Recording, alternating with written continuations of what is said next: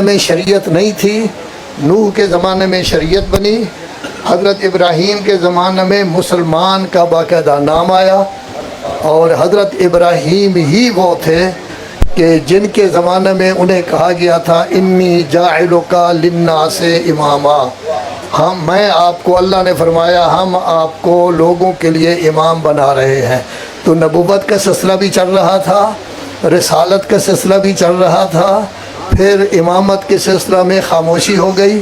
حضرت اسماعیل نبی بنے، آخر رسول اعظم صلی اللہ علیہ وآلہ وسلم تشریف لائے۔ چونکہ حضور خاتم النبیین ہیں، ان کے بعد اللہ تبارک و تعالی نے امامت کا سلسلہ شروع کیا ہے، جس کے پہلے امام مولائے کائنات علی ابن ابی طالب علیہ السلام ہیں، اور آخر میں امام زمانہ اجل اللہ تعالی فرجہ الشریف ہے۔ تو چاہیے تو یہ تھا کہ اللہ کا جو حکم تھا اس کے مطابق امامت کا سلسلہ چلتا، لیکن رسول اعظم صلی اللہ علیہ وآلہ وسلم نے غدیر خم میں جب مولائے کائنات کی ولایت کا اعلان کیا، 68 دنوں میں، اگر 28 صفر کو حضور کی وفات ہو تو 68 دنوں میں، یعنی 70 کے قریب دنوں میں اس قدر تبدیلی آئی کہ امامت کا نام کسی نے نہیں لیا، اور مسلمان دو حصوں میں تقسیم ہو گئے، ایک خاندان نبوت کے ماننے والے، اہل بیت کے ماننے والے، دوسرے باقی مسلمان۔ ہوا کیا فرق ان کے درمیان کہ اہل بیت نبوت کے ماننے والے رسول اعظم کے غسل، کفن، دفن میں مشغول رہے، اور دوسرے لوگوں نے اپنی حکومت قائم کر لی، تو گویا تفریق رسول اعظم کی موجودگی میں ہی ان کے احکام کو نہ مان کر، ان کے غسل، کفن، دفن میں شریک نہ ہو کر سیاسی طور پر اپنی حکومت قائم کرنے سے یہ تفریق ہو گئی تھی۔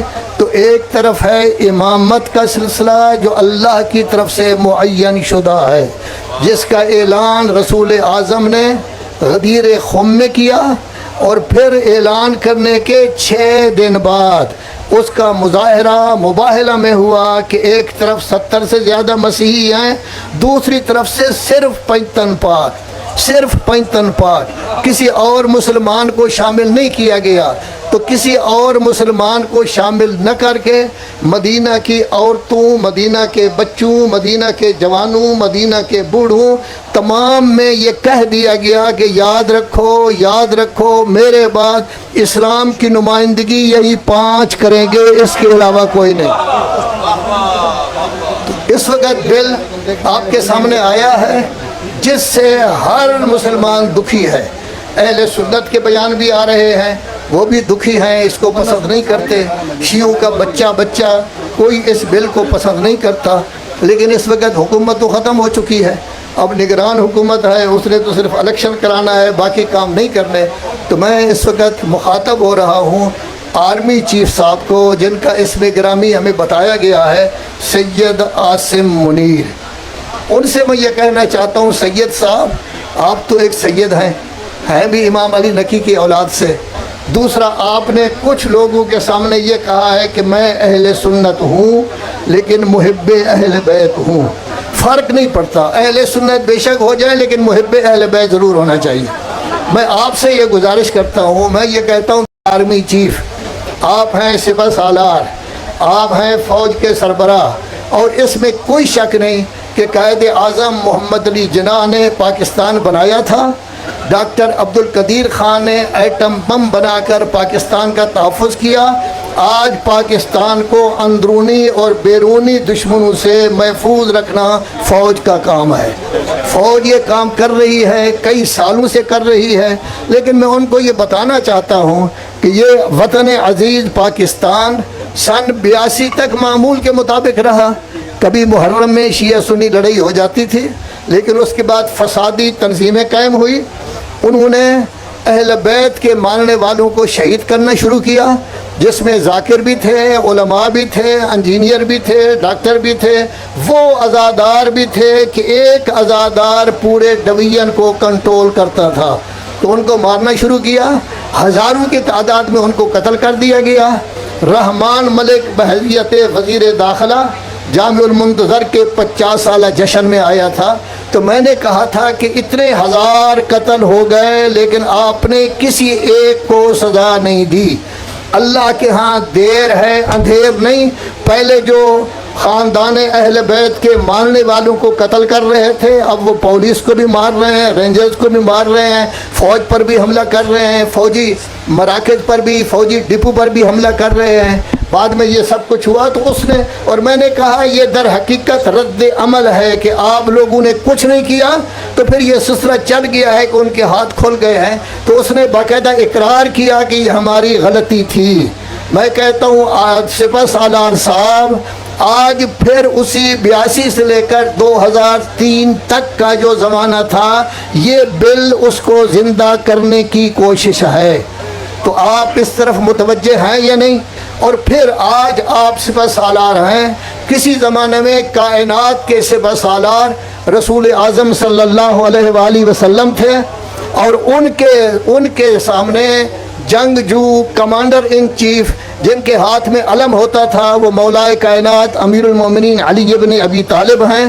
کبھی ان کو لا فتح الا علی کا تمغہ ملا، کبھی ضربت علی یوم الخندق افضل من عبادت الثقلین کا تمغہ ملا، کبھی یہ کہا گیا کہ میں کل ایسے کو جھنڈا دوں گا جو کرار بھی ہوگا فرار نہیں ہوگا۔ تو گویا کہ ہر جنگ میں، ہر معاملہ میں رسول اللہ کے ساتھ ساتھ کون ہوتے تھے؟ علی کی جب ولادت خانہ کعبہ میں ہوئی، رسول اللہ ان کو وصول کرنے کے لیے گئے، وہاں گئے، پیار کیا، ان کے ساتھ بات چیت کی، علی نے قرآن سنایا رسول اللہ کو، پھر علی کی خود تربیت کی۔ 10-12 سال کے تھے کہ نبوت کا سلسلہ ہوا۔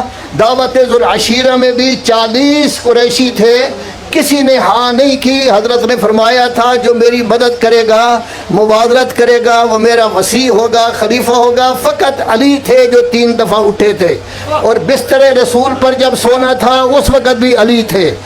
جس وقت رسول اللہ مدینہ کے قریب پہنچ گئے ہیں تو علی کی انتظار کی ہے، وہ آئے ہیں تو مدینہ میں داخل ہوئے ہیں، اس وقت مباحثات ہوئی تو علی کے بارے میں کہا گیا یا علی انت اخی فی الدنیا والآخرہ، کبھی کہا اے علی میرا اور تیرا نور ایک ہے، کبھی کہا علی قرآن کے ساتھ ہے، قرآن علی کے ساتھ ہے، کبھی کہا حق علی کے ساتھ ہے، علی حق کے ساتھ ہے۔ تو گویا میرا کہنے کا مقصد یہ ہے سپہ سالار صاحب آپ حافظ قرآن ہیں، سورہ احزاب میں آیت تطہیر دیکھیں، ان میں جو لوگ موجود ہیں پنجتن پاک وہ ہیں معصوم، عصمت کے اعلیٰ درجے پر فائز ہیں۔ اور جب غدیر خم میں اعلان کیا گیا تھا تو مولا کائنات کی حکومت کا اعلان کیا گیا تھا، مباہلہ میں پنجتن پاک کو ظاہر کیا گیا، تو تبدیلی دوسری طرف سے آئی ہے۔ اب جو لوگ تبدیلی لائے ہیں وہ اپنا تحفظ چاہتے ہیں۔ ہم کہتے ہیں کہ دیکھو ہم ہر بات اہل بیت کی ماننے کے لیے تیار ہیں چونکہ وہ ہیں معصوم۔ آپ کے جو بڑے ہیں کیا وہ معصوم ہیں؟ کیا آپ ان کی عصمت کا دعویٰ کرتے ہیں؟ کیا وہ پہلے کافر نہیں تھے؟ کیا انہوں نے کفر میں زیادہ زمانہ نہیں گزارا؟ جب وہ گزار چکے ہیں تو کیا وہ اہل بیت کے بالکل مقابل آ سکتے ہیں؟ ایک دو باتیں صرف دیکھیے حضرات محترم، آپ لوگ ناراض ہو جائیں گے کیونکہ ایسی باتیں آپ سننے کے جو ہے عام طور پر نہیں ہے کیا کہ حضرت ابو بکر صاحب نرم دل آدمی تھے، ایک بات۔ دوسری یہ ہے کہ وہ چاہتے تھے کہ ہر مسلمان کا فائدہ ہو، توجہ ہے آپ کی، ہر مسلمان کا فائدہ ہو۔ جس نے کسی مسلمان عورت نے یا مسلمان مرد جوان نے، بوڑھے نے، اگر اس نے آ کر کہا ہے کہ رسول اعظم صلی اللہ علیہ وآلہ وسلم نے یہ فرمایا تھا کہ میں آپ کو یہ چیز دوں گا، وہ اتنے نرم دل تھے، ہر کسی کو انہوں نے چیز دے دی، کسی سے کوئی گواہ طلب نہیں کیا، کسی سے نہیں کہا کوئی اور آدمی سن رہا تھا یہ نہیں۔ لیکن ہمیں افسوس یہ ہے کہ جب رسول اعظم صلی اللہ علیہ وآلہ وسلم کی دختر نیک اختر، افسوس یہ ہے आसिम मुनीर साहब, जब आपकी जद्दा माजिदा आप अली और फातिमा की औलाद से हैं, वो जिस वक्त गई है, कुरान की आयतें पढ़ी हैं, वरासत का जिक्र किया है, तकरीर की है, खुतबा दिया है, मुसलमानों के सर नीचे थे, लेकिन फ़कत एक शख्सियत है जिसकी बात को नहीं माना गया। हमें दुख इस बात का है कि रसूल आज़म जिसकी ताज़ीम के लिए खड़े होते थे, रसूल आज़म जिसके हाथ चूमते थे, सफ़र पे जाने चाहते तो आखिर में फातिमा के घर, वापस आते तो पहले फातिमा के घर, उस बीबी को जिसकी बे आयत ततहीर है, आया मुबाला है, उस बीबी की कौल की तस्दीक न की जाए, ये हमें दुख है। हम सब कुछ कर सकते हैं, लेकिन जिसने फातिमा ज़हरा की बात को नहीं माना, तस्दीक नहीं की, उसकी मोहब्बत दिल में हम पैदा नहीं कर सकते।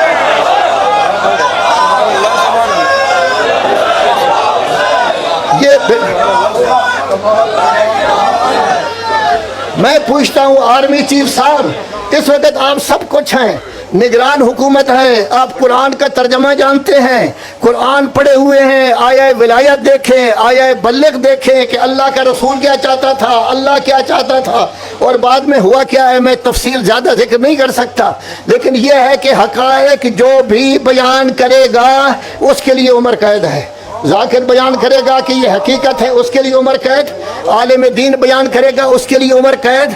कोई मोमिन बयान करेगा, उसके लिए उम्र कैद। ए आर्मी चीफ साहब, आप याद रखें, ये कौम वो है जो हर नमाज के बाद दुआ करती है, या लैतना कुन्ना मअकुम, ऐ अहले बैत मोहम्मद, हम करबला में होते, अपनी जान कुर्बान करते।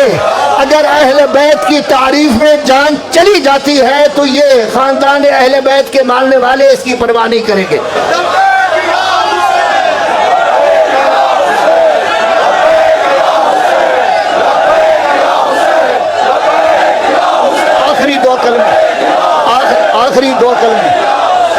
आखिरी दो कलमे। एक कलमा यह है कि जनरल सैयद आसिम मुनीर साहब, जिन जमातों को आपने दहशतगर्द करार देकर ख़त्म किया था, कभी ज़रब अज़ब के उन्वान से, कभी रद्दुल फसाद के उन्वान से, आप भी उनकी बेखनी आप कर रहे हैं, उनके नज़रिया को आप लेकर बिल में ला रहे हैं। वो दहशतगर्द हैं, उनका नज़रिया ठीक है। गौर करो, गौर करो, सोचो जनरल साहब, आपने भी कब्र में जाना है, वहाँ सवाल जवाब होगा कि आया अहले बैत की मोहब्बत और कुरान की इज्जत आपके दिल में थी या नहीं। आप हाफिज कुरान हैं, जिनको दहशतगर्द करार दिया उन्हीं के नजरे को। और मैं अपनी तरफ से नहीं कह रहा, आपका वजीर मजहबी उमूर ने कहा था आज फलां की रूह खुश होगी, आज फलां खुश होगा, सब उनका नाम लिया था। आपसे पहले जनरल गुजरे हैं, एक का नाम था जनरल ज़ियाउल हक। जिस वक्त बुश आया है, नायब सदर बुश, और आके उसने हुकूमत पाकिस्तान जनरल ज़ियाउल हक से कहा है कि आपकी जो फौज सऊदी अरब में है उसको इराक में भेजे ताकि ईरान के साथ लड़े। तो जनरल ज़ियाउल हक ने जवाब ये दिया था, मेरी फौज मुस्लिम है, सुन्नी नहीं, मैं उसका तिया पांचा नहीं कर सकता। तो उसने तो अपने आप को मुस्लिम करार दिया था। जनरल मुशर्रफ साहब की तकरीर मैंने खुद सुनी है, सीरतुन नबी की, कन्वेंशन सेंटर में इस्लामाबाद में हो रही थी। हम 5-6 शिया उलमा थे, 300-400 के करीब अहले सुन्नत के उलमा। उसने कहा जी एक गैंग बना हुआ है कराची में, आलिम दीन उसका सरपरस्त है, 7 लोगों को कत्ल किया है। उलमा अहले सुन्नत खड़े हो गए, कौन? उसने कहा ये लश्कर झंगवी वगैरह वगैरह, TNFJ ने तो कुछ भी काम नहीं किया, कोई ऐसा काम नहीं किया।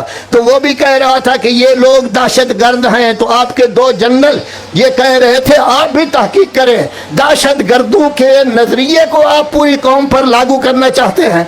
और आखिरी बात मेरी ये है कि ये दर हकीकत बिल जो है, ये बिल दर हकीकत शियों की आवाज़ को ख़त्म करना है, आज़ादी को ख़त्म करना है, उनकी पुष्ट पर हमला है, सब कुछ है। हम हर किस्म की मार खाएंगे, हर काम करेंगे, लेकिन जो हक है उसको कहेंगे, कहेंगे, कहेंगे, कभी नहीं रुकेंगे।